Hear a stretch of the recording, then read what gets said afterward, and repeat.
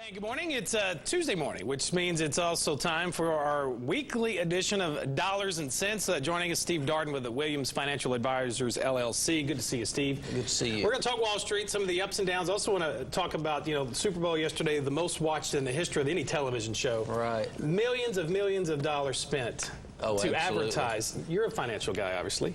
What is Budweiser's financial guy or Coca-Cola's financial guy saying? We already know who these guys are. Why would they still spend so much when they, too, were facing maybe hard times and layoffs and such? Yeah, I mean, I have that same question, and I'm not sure I understand it. I think sometimes it's almost like if you're not there doing it, people wonder why you're not there.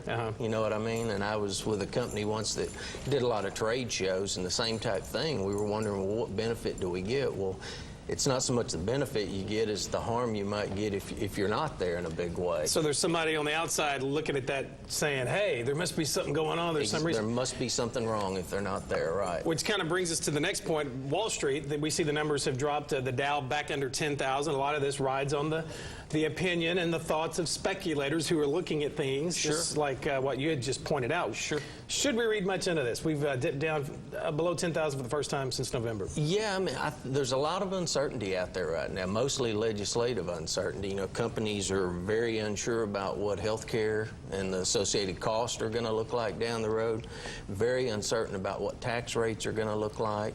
Globally, we've got the uncertainty of a lot of debt issues in Europe right now. You know, Greece, Portugal, Spain, potentially what they call a systemic problem, which is a far-reaching problem.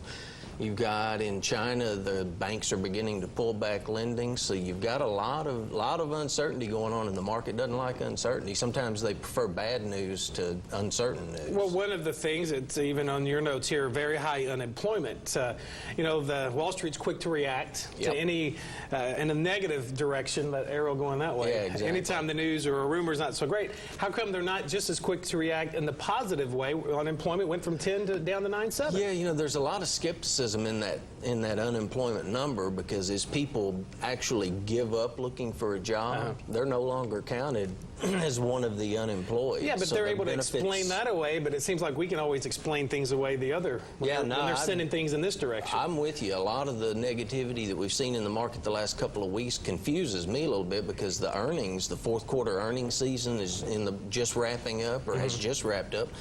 Record earnings in terms of beating analyst expectations. So you get all this good news and you think you're going to have a good reaction to it, and then some little piece of negative news comes in and blows it up. Just a couple of seconds here. Somebody's still willing to run the risk, invest in Wall Street. How do they know what direction to go in? I think long term, the fundamentals still look okay.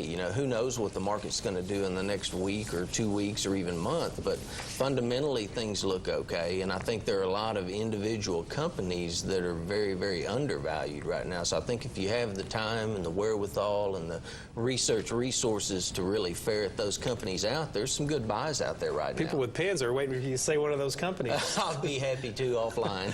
There you go. Steve Darden, Williams Financial Advisors, LLC. Just give Steve a call. Thank you, sir. Exactly. And he'll give you that business name and a few others, I'm sure. That's it. All right. Thank you, sir. Thanks, Steve, good to see you.